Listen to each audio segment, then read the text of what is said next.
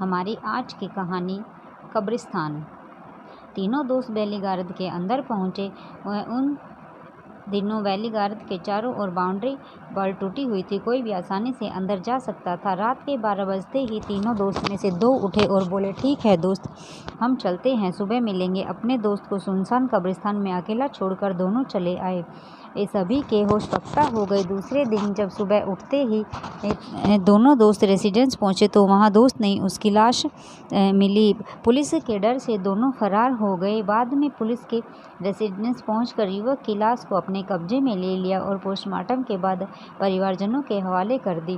Postmortem की report में पता चला कि युवक की मौत हार्ट अटैक से हुई है। हार्ट अटैक की वजह वो डर बताया गया है जिसका सामना भूत के साए में वह रात कब्रिस्तान में नहीं कर पाया। रात को आज भी कोई नहीं जाता। लखनऊ के शहीद स्मारक के सामने एक टूटा हुआ पुराना किला है। इस किले को 1857 में अंग्रेजों ने नेस्तनाबूद कर दिया था। उस वक्त हजारों की संख्या में भारतीय मारे गए थे और सैकड़ों अंग्रेज भी। मारे गए अंग्रेजों को इसी रेसिडेंस में दफना दिया गया था। रात को इसके अंदर जाने से आज भी लोग डरते हैं। रास्ते में मिलता है भूत। आसपास रहने वाले लोग बताते हैं कि एक समय था जब कोई इसके सामने से गुजरता था, उसे एक अजीब सा आदमी रास्ते में मिलता और उसे रोककर माचिस मांगता। अगर माचिस या बीड़ी दे दी तो वह उसके पीछे पड़ जाता था। वो और कोई नहीं बल्कि प्रेत हुआ करता था, जो कुछ दूर जाते ही ओझल हो जाता था। सफ़ेद पोशाक में प्रेत मारो काटो की आवाज़ें उसी दौर की बात है जब रेसिडेंस के पास से गुजरने वाले पर मारो काटो की आवाज़ें सुनाई देती थी। अक्सर वहाँ पेड़ों पर सफ़ेद पोशाक में प्रेत लटके हुए दिखाई देते थे। अक्सर वैली गार्ड के पीछे लाशें पाई जाती थी। वक्त बदला पर डर नहीं। हालांकि समय बदल गया है। सरकार ने वैली गार्ड को संरक्षित करते हुए चारों तरफ बाउंड्री वॉल खिंचवा दी है और लाइट की व्यवस्था कर दी है। अब यह रोड रात भर चलती है। तमाम रोशनी और लाइट के बावजूद लोग इस कब्रिस्तान के अंदर जाने से आज भी डरते हैं।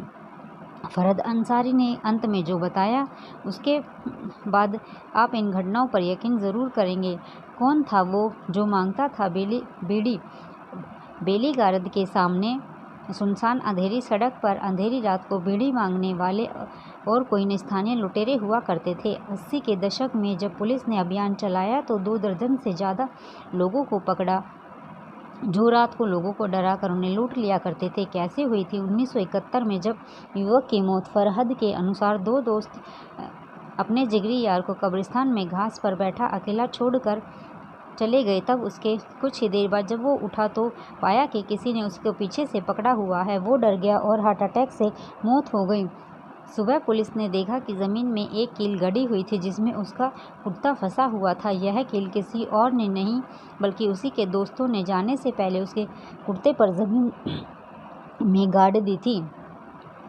सफ़ेद कपड़ों में प्रेतों का राज। बाकी सफ़ेद कपड़ों में पेड़ पर लटके प्रेतों के बारे में फरहद बताते हैं कि पास में बलरामपुर अस्पताल है जहां हड्डी रोग विभाग से जब कटने के बाद प्लास्टर निकाला जाता है तो लोग मज़ा लूटने के लिए पेड़ों पर लटका दिया करते थे। लाश पाए जाने का राज। रही बात वैली गार्ड में लाशें पाए जाने की, तो उसके ठीक पीछे बलरामपुर अस्पताल की मर्चरी है। वहाँ से निकलने वाली लावारिस लाशें अक्सर वहीं फेंक दी जाती थी। बाद में पुलिस ने पहरा बढ़ा दिया तो लाशें फेंकने का सिलसिला बंद हो गया। सुबह में रेसिडेंस भूत प्रेत होता या नहीं इसका जवाब हमारे पास नहीं है, लेकिन हाँ, तमाम ऐसी कहानियों की वजह से वैली गार्ड रात के सन्नाटों में हॉन्टेड प्लेस बन जाती है। लेकिन सुबह के लिए लखनऊ में इससे सैर करने के लिए लखनऊ में इससे अच्छी जगह कोई नहीं है। तो दोस्तों, अगर आज की कहानी पसंद आई हो तो प्लीज़ कहानी को लाइक करें, शेयर करें और कमेंट करें और चैनल को सब्सक्राइब कर लें। तो मिलते हैं हमारी नेक्स्ट कहानी में।